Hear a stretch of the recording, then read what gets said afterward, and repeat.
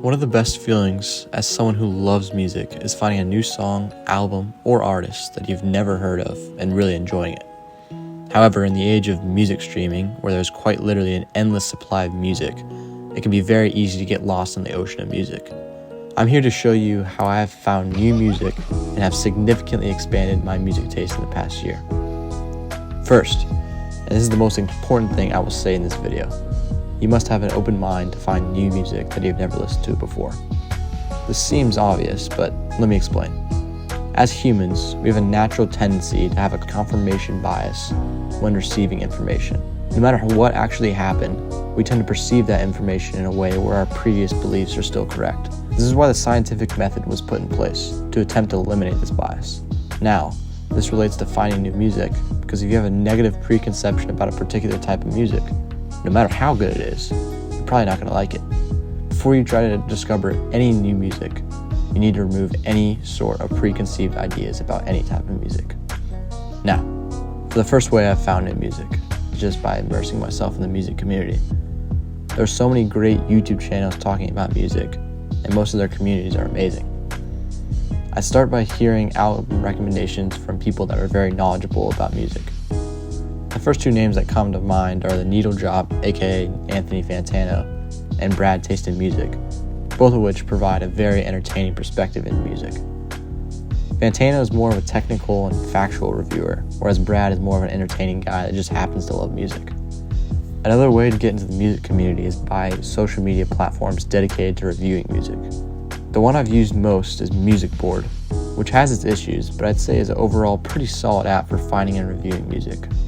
One trick to use in this app is to find an album or song that you really like, find someone else who has given that album a very high rating, and go see their other reviews.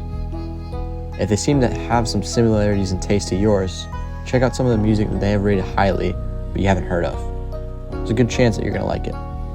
The more time you spend around music and people that are knowledgeable about it, the more you will gain a good idea of which music you will probably like and which you won't. The next way I found new music is just by keeping up with what has been released recently and what projects people seem to be talking about. Now, I know this is quite vague, but any decent streaming service will have a page dedicated to new music that has been released recently. Spend some time, maybe once a week or so, to try and find some music that looks interesting to you. Maybe something by an artist that you like or have heard good things about, or maybe just an album cover that looks good. Again, the more time you spend exploring, the better you will get at finding new music. And finally, the last way I found new music, this one might have people rolling their eyes at me, but I've actually found some hidden gems through this way, and that is through the algorithm that most all streaming services will have. Typically under a browse page, it will have quite a few recommendations for you based on your listening history. Now, I know this one is probably the least reliable out of the three I've mentioned, but it's certainly useful. I found a few of my favorite songs of all time with this method. Every now and then I'll check and listen to a few that seem interesting to me, and I don't have an amazing success rate with this, but again, there are certainly some hidden gems you'll find. I wish there was some sort of secret way of discovering new music that was really reliable, but honestly, it just takes a lot of trial and error. The easiest way I found is just simply getting recommendations from others that are very knowledgeable about music. Again, with the three ways I've mentioned, it just takes time to figure out what works best for you.